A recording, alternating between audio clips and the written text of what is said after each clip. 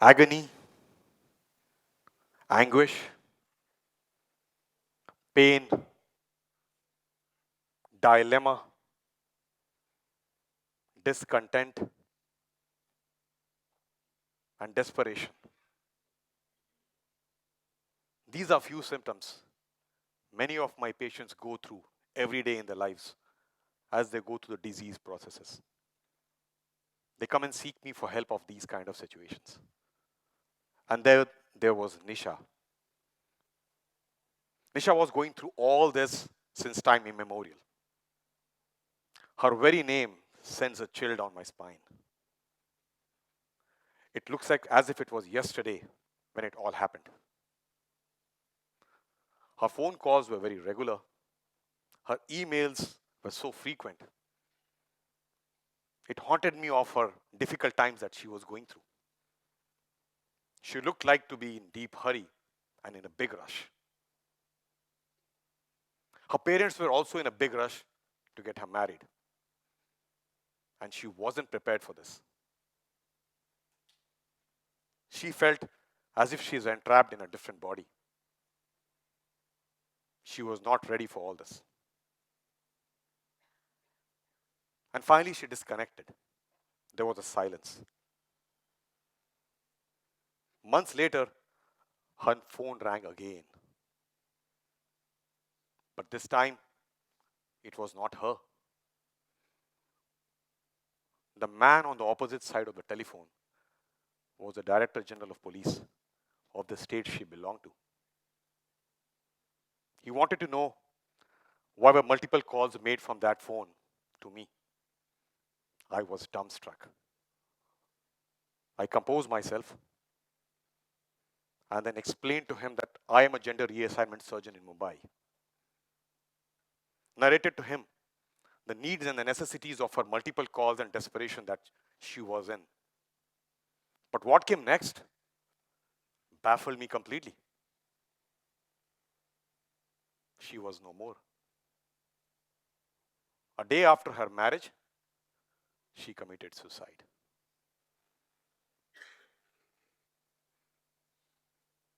Yes, Nisha was a case of gender dysphoria. Gender dysphoria, a situation where she and individuals feel as if they're entrapped in a body of a different body altogether. Their mind and body is not at congruence. Feeling as if this is a wrong body where I am in. Always seeking to get liberated and rehabilitated. She was just one of those individuals in a long suffering and the journey that she was going through silently until she was forced to get married, which she did not want to. Gender dysphoria is not listed in the rare diseases. It's prevalent. It's prevalent across the world. Gender dysphoria comes as a conglomerate of two terms, gender and dysphoria. Gender is a state of being a male or a female, typically used with the social and cultural references and not to the biological ones. Dysphoria is a state of unease or generalized dissatisfaction with life. It's from a Greek word meaning hard to bear. In words of Harry Benjamin, largely regarded as the father of gender dysphoria, more than half a century ago, sex is what one sees, and gender is what one feels. And the incoherence between these two leads to the state of gender dysphoria, which is very well personalized by the universal symbol of gender dysphoria, with a male arm and a female arm entrapped within the third gender or the third arm. So whole story of sadly an entrapment which they go through all their lives. I'm not very sure if the audience is aware of that eunuchs are not transgenders or gender dysphoria. Eunuchs sadly are those young adolescent males who may be kidnapped somewhere in the highways or in the streets as young adolescent boys, emasculated or criminally castrated. They don't grow in a direction of males anymore. because their hormones are gone. They are no more males. The development then happens in a unicoid way. You look at them as feminine characters. Sadly, you see them on the streets of metro cities across the country and the world. They're left to live up for themselves as recluse. So they are forced upon to live that life and given that identity. Transgenders or gender dysphoria is a very strong, innate, internal, intrinsic, and a non-negotiable feeling which individuals live with. And it comes all from within. It is something where the mind and the body congruence has not been like yours and mine. It's a completely different state altogether. When the world has moved on the clinical subject and the society has moved on across the world, it was time for the research and the clinical scenarios to look into this. And I proudly say that in the last decade of work that has happened on brain mapping studies of individuals which are men, which are women, and then the transgenders, it has been seen that on the functional MRIs, when we stimulate a brain, as we stimulate a male and a female brain, and look at the functionality and activation, there are different areas which glow to different activities. Amazing. When a transgender is stimulated and put on a functional MRI, it's completely a different stuff which happens around. Their areas glow differently, and that is what it now comes to light that these individuals are cases of gender dysphoria because the brain wiring could be completely different, which is still being unraveled. If that is what it is, the treatment is gender reassignment. So gender dysphorics deserve gender reassignment as a journey to come out of this entrapment. But gender reassignment is not about treating the mind.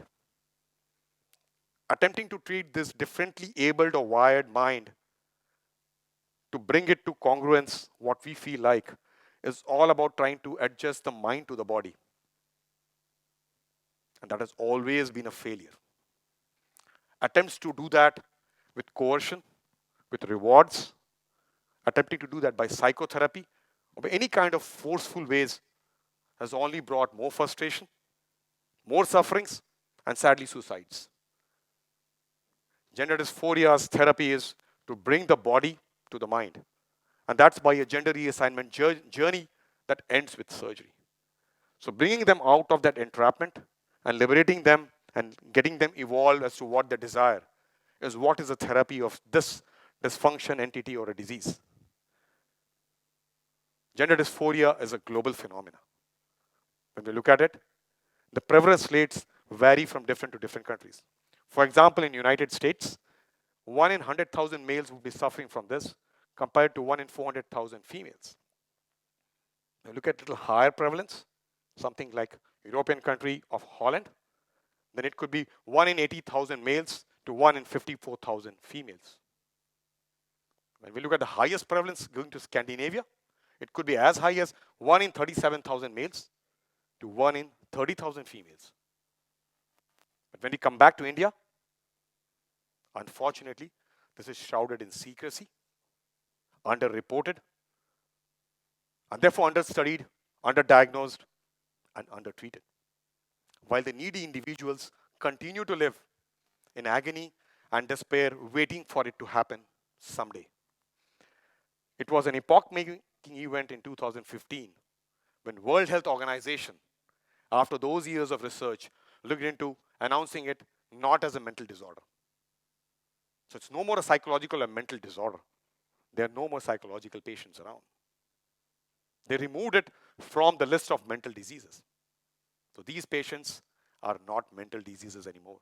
That's a great step and a historic step in the history of mankind for these individuals who were always treated in a different path altogether. Which means that the journey is all about treating them and taking to the gender reassignment journey, finally to culmination of surgeries that they desire and seek and aim for to come out of the entrapment of the wrong body. And gender reassignment surgery is for life-saving, life-changing, life-extending, and life-modifying treatment for these individuals. This helps them to give them back their life. It affirms the quality of lives to those levels around, to finally triumph in the background of the agony that they have gone through, in the kind of challenges that has been there since time immemorial, and the tribulations of this entity called gender dysphoria. The journey of this entire treatment Starts with psychiatric and psychological workup, looking at the stability of these individuals who live a lifelong dream. It is all governed by the legal laws of those country and the laws of the land. And it's taken up by a hormone therapy, which is a lifelong therapy.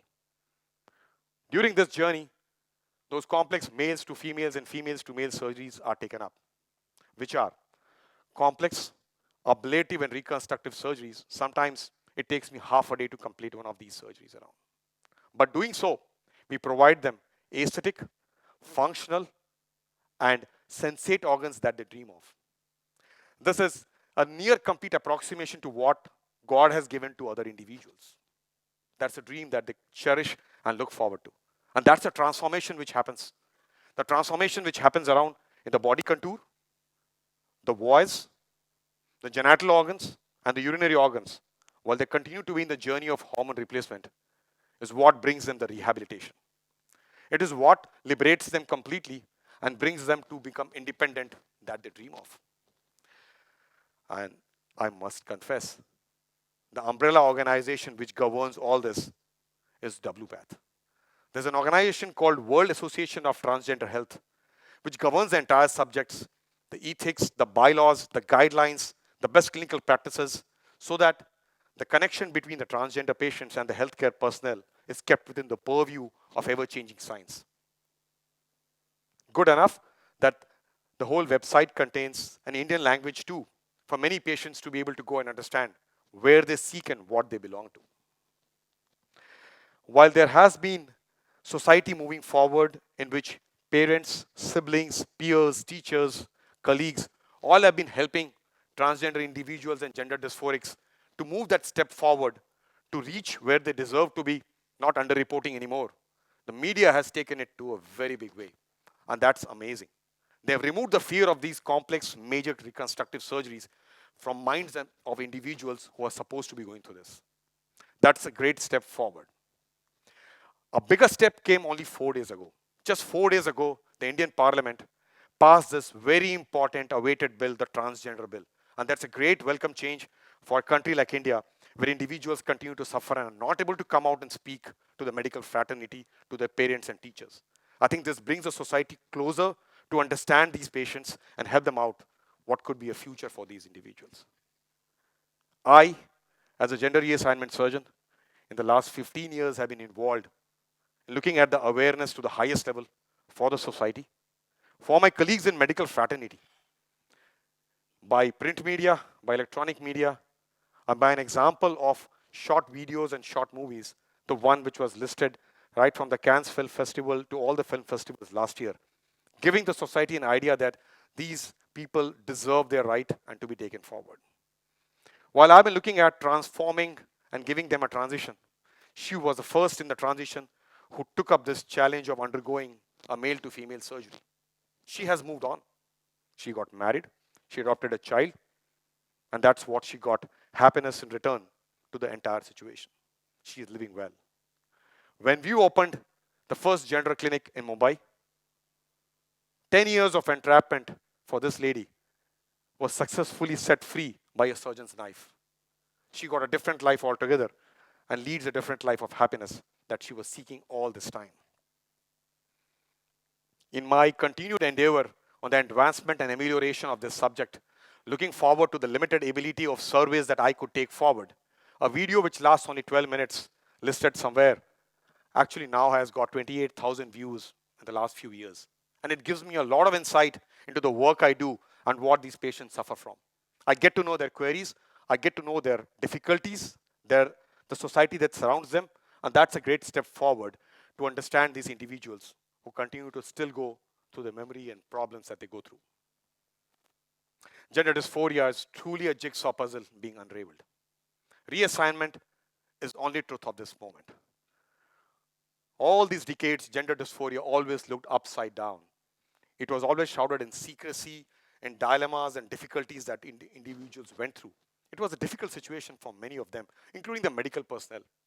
The journey of their management, their treatment under the purview of WPATH, and finally a gender reassignment surgery brings everything back to so clear and a good picture. It gives them the direction to move forward now. All good things take time. a teamwork, changing the goalpost as we understand more on the brain mapping, the society, the new laws and the bills passed, and the kind of governance on the subject and the guidelines.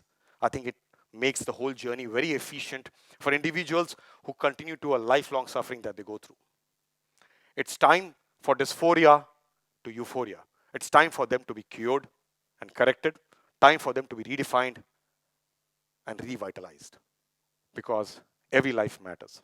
Their life matters too.